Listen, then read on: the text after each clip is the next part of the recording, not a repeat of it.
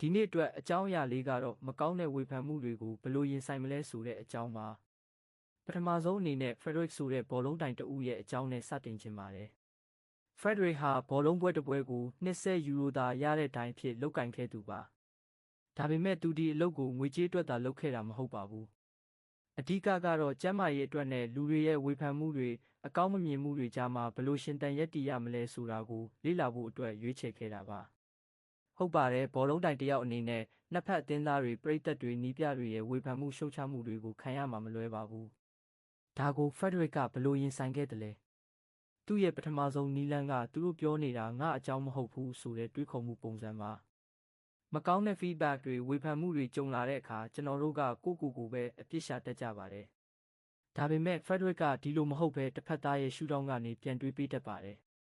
သူဥပမာပေးထားတာကသူ presentation တစ်ခုလုပ်နေတော့ဖုန်းသုံးနေတဲ့လူတွေကိုမြင်ရင်အခြားလူတွေဆိုငါ့ကိုမလေးမစားလုပ်နေတာပဲလို့ထင်မိတတ်ကြပါတယ်ဒါပေမဲ့ Frederick ကတော့သူတို့မှာအရေးကြီးတဲ့အကြောင်းအရာတစ်ခုခုဖြစ်နေလို့ပါဒါမှမဟုတ်ငါပြောနေတာကိုဖုန်းနဲ့မှတ်နေတာဖြစ်မယ်ဆိုပြီးအပြုသဘောဆောင်တဲ့အတွေ့နဲ့ခံယူခဲ့ပါတယ်ဒီလိုတစ်ဖက်သားရဲ့အမြင်ကိုနားလည်ပေးလိုက်တဲ့အခါ negative feedback တွေဟာ negative action အဖြစ်ပြောင်းမသွားတော့ပါဘူးဒုတိယနီလန်းကတော့ငါအကြောင်းပါဆိုတဲ့ခံယူချက်ပါတခါတလေမှာကိုယ်တိုင်လက်ခံထားတဲ့အားနည်းချက်တွေယုံကြည်မှုမပြည့်စုံမှုတွေကိုတစုံတစ်ယောက်ကထောက်ပြတဲ့အခါနာကျင်တတ်ပါတယ်သူဟာအပျော်တမ်းဘောလုံးတိုင်တစ်ယောက်ဖြစ်ပြီးကိုယုံကြည်မှုမပြည့်ဝသေးတဲ့အချိန်တစ်ယောက်ကမင်းဒီအလုံးမလုံးနဲ့တခြားအလုပ်လုပ်ပါလို့ဝေဖန်လာရင်တိမ်ငယ်သွားနိုင်ပါတယ်ဒါပေမဲ့ Frederick ကဒီဝေဖန်မှုကိုကျေးဇူးတင်ခဲ့ပါတယ်